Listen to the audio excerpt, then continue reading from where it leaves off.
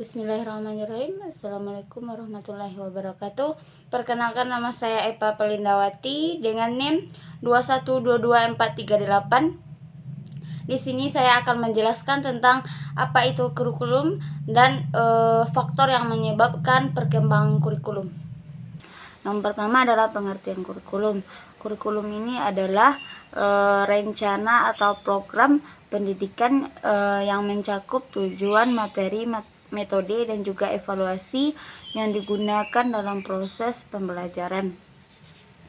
Kurikulum berfungsi sebagai panduan bagi pendidik dan peserta didik untuk mencapai kompetensi tertentu dan juga menciptakan pengalaman belajar yang terstruktur. Dan selain itu, kurikulum juga mencerminkan nilai-nilai dan budaya yang ingin ditanamkan dalam pendidikan.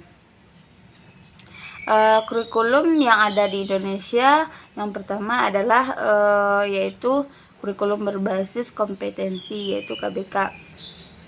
KBK ini diterapkan pada tahun 2004. KBK menekankan pada penguasaan kompetensi yang diperlukan oleh siswa dan mengutamakan pada keterampilan dan kemampuan siswa untuk menerapkan pengetahuan dalam konteks nyata.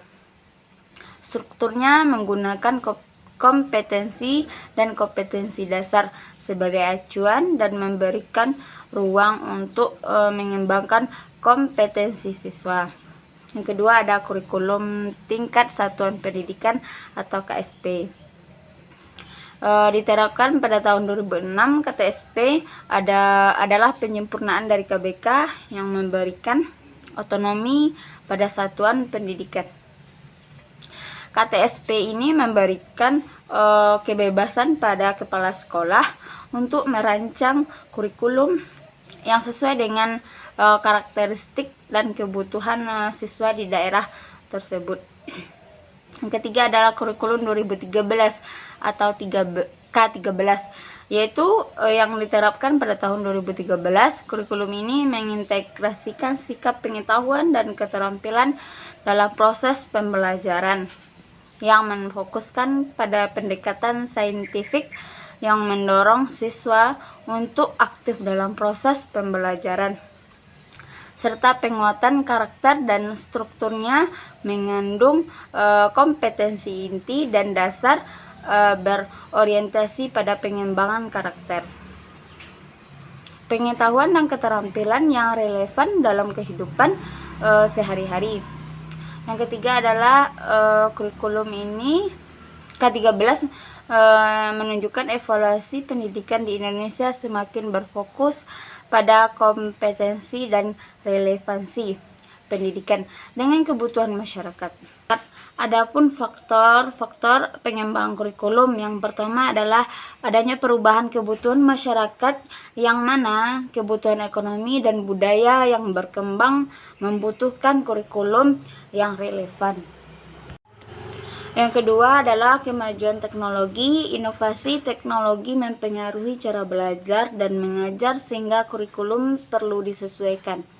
Yang ketiga adanya perubahan pada ilmu pengetahuan, yaitu penemuan baru dan perkembangan ilmu pengetahuan menuntut integrasi materi baru dalam kurikulum.